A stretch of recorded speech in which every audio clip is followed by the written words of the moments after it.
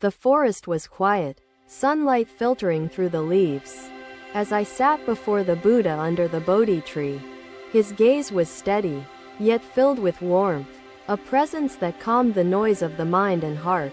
"Master," I began, my voice trembling, burdened by doubts and fears planted by others' harsh words and expectations.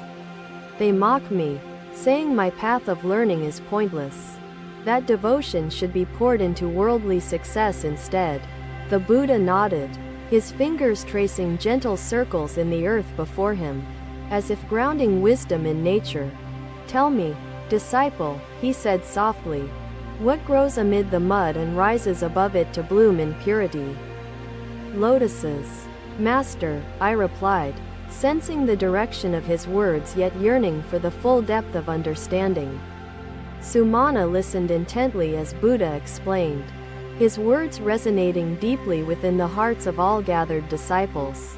Attachment to distractions creates imbalance, diverting our energy from mindfulness and purposeful actions toward fleeting, superficial allure. Buddha paused, allowing his words to sink in, letting silence foster reflection and deeper understanding among the assembly. "Sumana, mindfulness requires us to anchor ourselves, recognizing distractions and redirecting focus to intention and inner wisdom. You must see their words and actions as something apart from your true nature, unable to dim your inner light." "But, Master," I said hesitantly, "if their opinions and judgments surround me, how do I rise above them?" The Buddha smiled gently, as though he understood the pain carried within the question. "Rooted in countless struggles, to rise above, you must look inward, not outward. You must know yourself before seeking validation from others. Validation sought externally," he said, "shackles the mind. Freedom lies in embracing who you are, unclouded by fear." His words felt like a breeze clearing the fog within me, yet I still clung to my uncertainties. "Master," I asked, my voice tentative, "what if the mud feels inescapable, pressing against my every effort to grow?" The Buddha tilted his head slightly, then gestured to the lotus pond, asking me to observe the vibrant flowers. "The lotus neither fights the mud nor depends on it for its beauty. It simply grows toward the sun," he advised. "Engage in mindful technology use, viewing it as a tool rather than a master over your mind. Set intentions before use, clarifying its role in fostering wisdom, compassion, and interconnectedness rather than distraction." "Yes," he said, his voice a soft echo through the forest. "Yet their words only carry weight if you hold them. The pain does not come from their mockery, but from your belief in its power to define you." He touched the earth once more, holding a handful of soil, then scattered it gently into the breeze. "See this soil. It cannot shape the wind. You are the wind, formless, moving freely beyond limitation. You must learn to see social pressure as soil. It grounds you but cannot confine your infinite potential." "But, Master," I said, clinging to my doubts, "how do I remember this lesson when fear clouds my mind?" The Buddha's eyes met mine, deep pools of wisdom that seemed to hold answers to all of life's questions. "Practice mindfulness," he said. "See your fears clearly, not as enemies but as fleeting shadows passing across the heart. When you face fear with clarity, you dissolve its illusion. Only then can you walk freely, unaffected by judgment."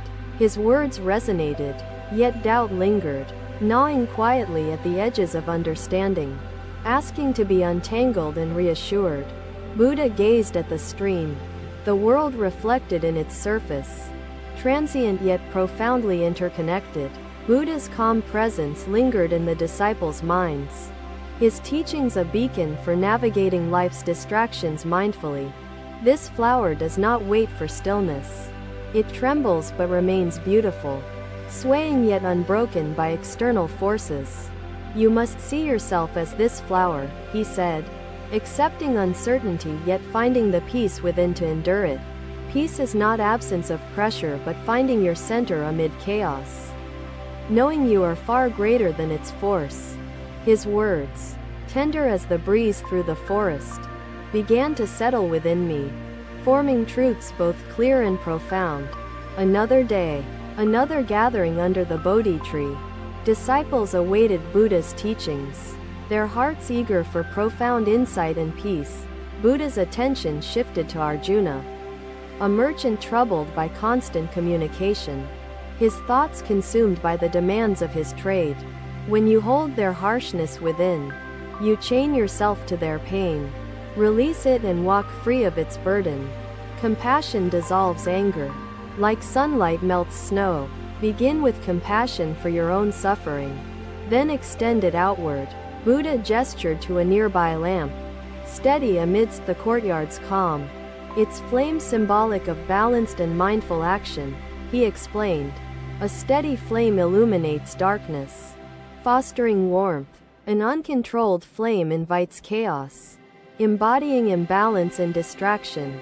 Likewise, technology must serve its purpose with intention, illuminating wisdom, compassion, and patience, rather than creating attachment or turmoil. Arjuna asked earnestly, Master, how can I achieve balance between my duties and the peace I so deeply desire? Buddha responded, balance arises from boundaries, moments dedicated to inner reflection, free from the demands of worldly obligations. He nodded, his presence like sunlight itself, steady, giving, yet unobtrusive, allowing me to grow into my own understanding. The journey back to the village felt lighter. The weight of social pressure like distant echoes no longer sharp. Buddha elaborated, establish boundaries to safeguard your tranquility, viewing technology as a servant to your path rather than its master. Choose moments of stillness, reconnecting with inner wisdom, aligning actions with values rather than succumbing to external pressures. Arjuna reflected deeply, realizing the imbalance caused by unrestricted communication, longing to restore peace through mindful boundaries. Buddha's calm presence fostered an atmosphere of introspection and clarity, guiding disciples toward purposeful engagement with technology and life. He shared further, tools of technology offer connection.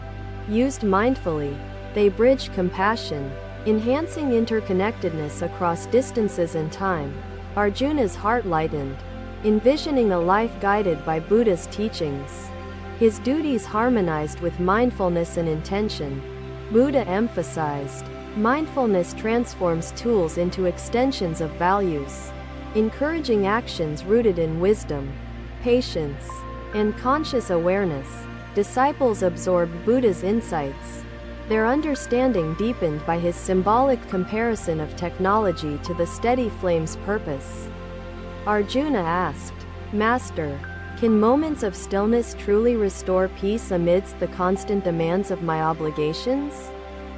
Buddha replied, stillness restores balance, grounding your being, reminding you of impermanence and the importance of clarity in action. He continued, peace arises from aligning actions with values, consciously choosing engagement with technology to foster wisdom and understanding. Arjuna's gratitude grew, inspired by Buddha's teachings to integrate mindfulness into his daily interactions and technological use. Disciples departed with hearts enriched, carrying Buddha's wisdom as seeds of intentional, harmonious living amidst modern challenges.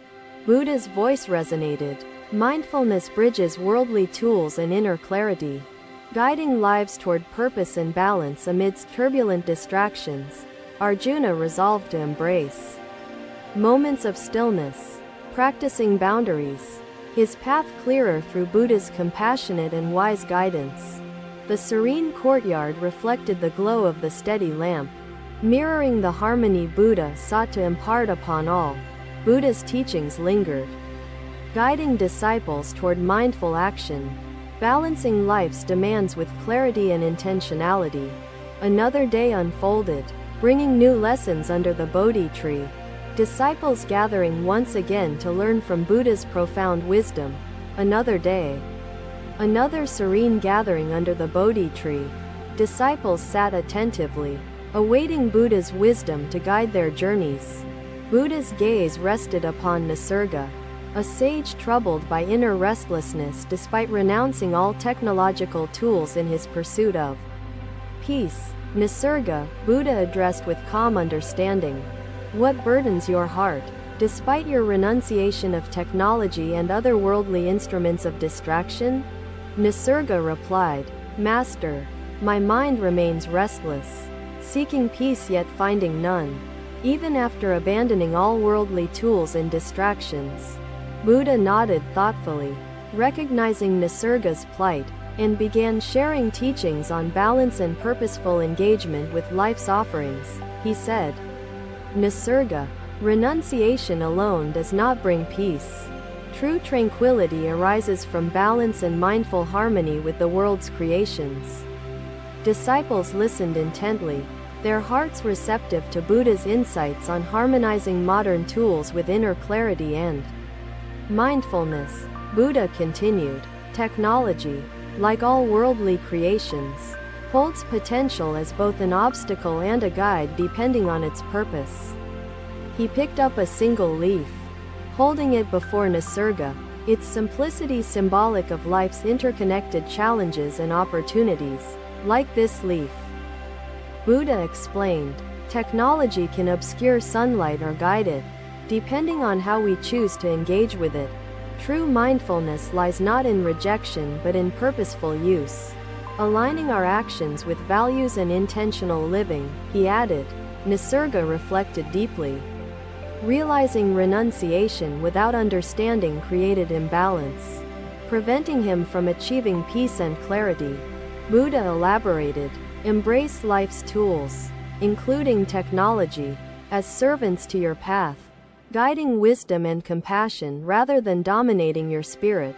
Disciples pondered the profound teachings, recognizing parallels between Nisarga's struggle and their own experiences with worldly distractions. Buddha emphasized, neither clinging to nor rejecting life's creations fosters mindfulness. Harmony arises from purposeful engagement rooted in awareness.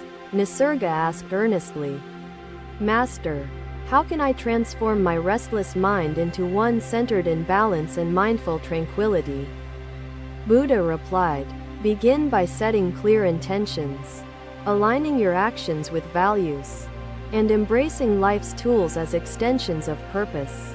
He explained further, peace arises from conscious choices, integrating mindfulness into every interaction, including with technology or other worldly elements. Disciples nodded in understanding, their minds open to the wisdom of harmonizing life's challenges with clarity and thoughtful action.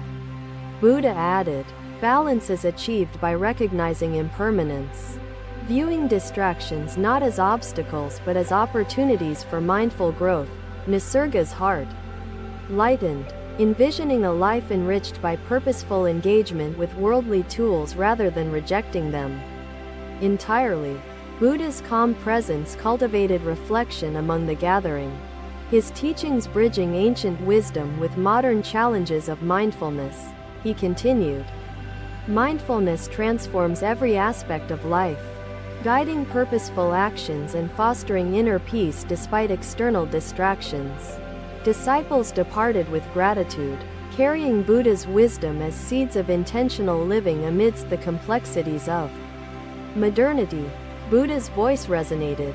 True peace stems from balance, embracing life's tools as guides to wisdom, rather than obstacles to clarity.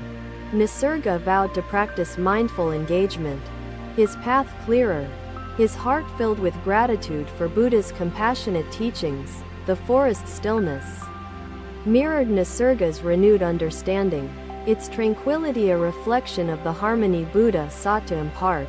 Buddha's teachings lingered in the disciples' minds, guiding them toward purposeful actions and thoughtful integration of life's offerings. Another day passed, bringing new lessons under the Bodhi tree. disciples assembling once more to learn from Buddha's eternal wisdom. The village's bustle no longer felt overwhelming. The clamor of voices seemed less significant than the steady rhythm of my breath. As the day turned to evening, I found myself reflecting deeply on the Buddha's words, their truth sinking into my heart. Thank you for watching. Buddha's teachings are always with you. Subscribe to our channel and we will see you in the next video.